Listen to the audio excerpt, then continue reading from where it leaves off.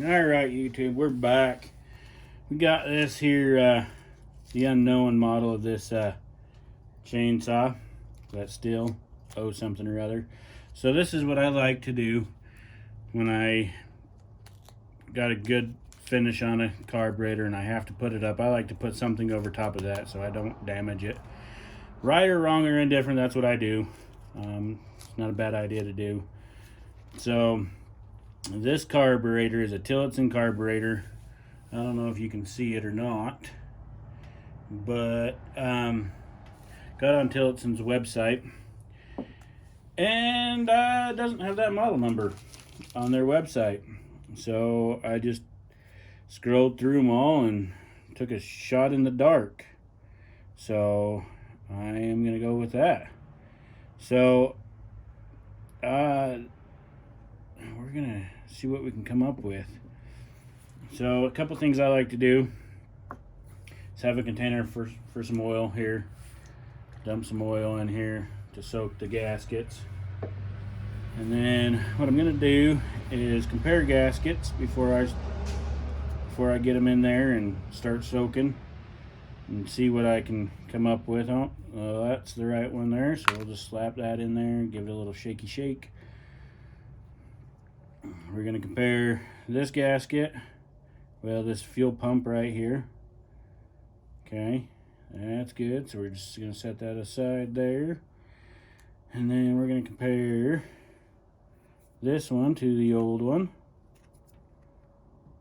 Yeah, and that's a good one. So I'm guessing my guesstimation was good there. Stick that in there. Dumps a little bit more oils in there and get it nice and soft. Then make sure that there's plenty of oil in there. I don't use anything fancy. I just use like a 3-in-1. Even 2-stroke oil, doesn't really matter. What matters is that you get it nice and supple, so when you torque it down, it will stay there and create a good seal. So those gaskets just been coming, just barely showed up. So nothing out of the ordinary there. So one thing that I did notice that this had, or didn't have, I should say, when I opened it up, it didn't have a screen. So we're gonna put the screen in. Now you can do a lot of different things to get that screen in. You can use a hose, is what I'm kind of doing right now. It's a little bit softer, doesn't create too much, and there you go. And then what we're gonna do now, and you got to remember that this tab, when you go put in your metering diaphragm, there needs to slide up and underneath into there. So what I do is make sure those are nice, and I don't even do a complete dry on them. Make sure I got a nice clean surface. Give them a little tap so I don't have it excess, like that. Get the metering diaphragm on, and like there. So there's the gasket. And then what I tend to do is my fingers get a little bit of oil on it, who cares, it's not going to hurt anything, is I'll make sure that I just kind of drop it in there. Yeah, see here, drop it in there and kind of slide it in at the same time. Make sure it's there. And then take your metering side plate, get that put on there, get your 4 screws that go inside there, Those are usually the bigger ones. But I'm not always 100% correct. Those are the smaller ones. Should have figured. Get them in there. I like to usually start them by hand. And I didn't come prepared with the flathead screwdriver. I got other ones there, but not a flathead. So we got that. Man, my hands are all in that road.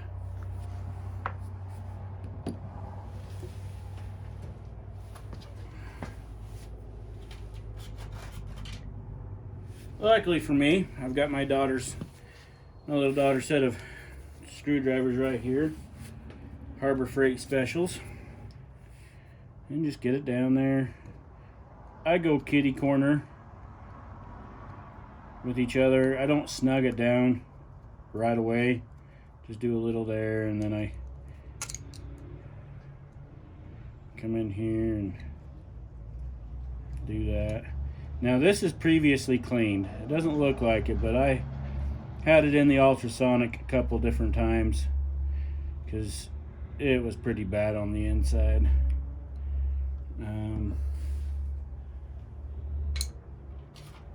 We're gonna get a little bit of a fatter blade screwdriver. Torque it down a little bit, torque that one down. That one down.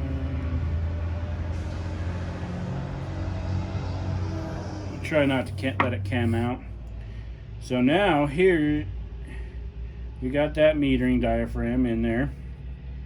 Now what we're gonna do is we're gonna take this side. Now this is the important side right here. This is your fuel pump side. So this surface needs to be nice and clean. And then I will take that. I got my other gasket there.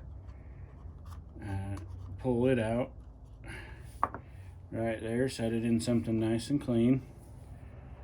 I even tend to like to take this and just give it a little bit of just do a little bit of oil. You don't have to do it. This is just what I do. Some of the people that taught me, trained me, took me under their wing, that's what they did. And it tends to work out really nice. Then what you do is you orientate this to the right place. Sometimes it takes a minute because not everything you do is lined up perfectly. And sometimes that's a problem. And that's the problem there. So we need to take this one and let's see here, flip it like that. And there you go, matched up right there. And then you take yours. Obviously that's not right. So you'll just kind of rotate until you find the right spot, if you can remember where it goes. Okay. Make sure your holes are lined up so you don't ruin your gaskets and your metering and your fuel pump there. I shouldn't say metering because we already did that side. So there you go there. And you get your good old trusted dandy top plate. That's the plate that actually does your sealing to your, let's see here, there we go. So we want to line that up. Good thing there are alignment pins. I should show you. There's 2 alignment pins right there. It really gets good. Make sure everything's lined up before you start putting a screw in. I always start with my fingers first. I've seen guys just take a little impact or a little cordless screw gun or little impactors and just zip them in, and then they got cross-threaded carburetors because they didn't really start them with their hands or they didn't start them straight. And I'm not gonna lie, I'm guilty of that one too. I've done that in years and years and years ago, and I learned my lesson. And so I usually don't take an impactor to these at all, or screw gun. And then, like I said, kitty corner, getting snug, and try not to let it cam out. Now, here's the important part. We're going to do this on film so we can see it. So we are going to pressure test this thing. Okay, we want it to hold. Okay. Now, you can pressure test it without the metering diaphragm on. So slide that in there like that.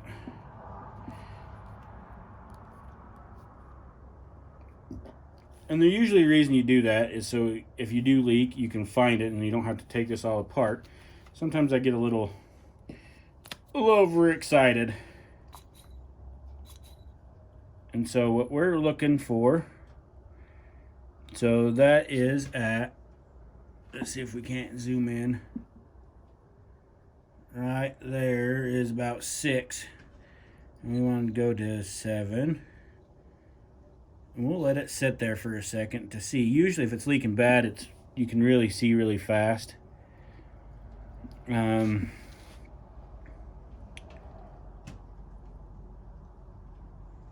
I don't see it leaking. Oh, yeah, it's leaking just a little bit. You can watch it dropping down. Now we got to find out what's leaking. I'm going to pause you and we're going to go get another tool. Alright, we're back. Sorry. I ended up taking off this to do some investigating, and it turns out that my needle was bad. Good thing it came with a new one. I inspected the needle before, and it looked good. It felt good. Looks like we still got a small leak, but here's that needle right there. I don't know if you can actually see it, but there is a permanent imprint of that ring. So it's dropping a skosh.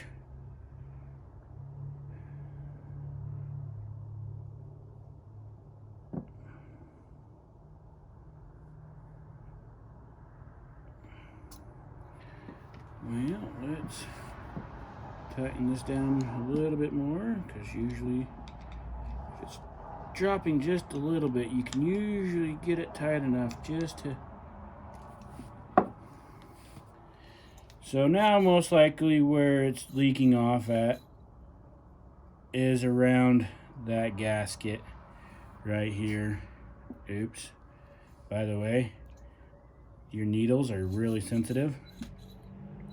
So you can, 6 or 7 psi is where you want it to be. And it looks like we are good. We are golden. Now watch how fast. You barely even touch that needle. Watch how fast that thing drops off. Thanks, YouTube.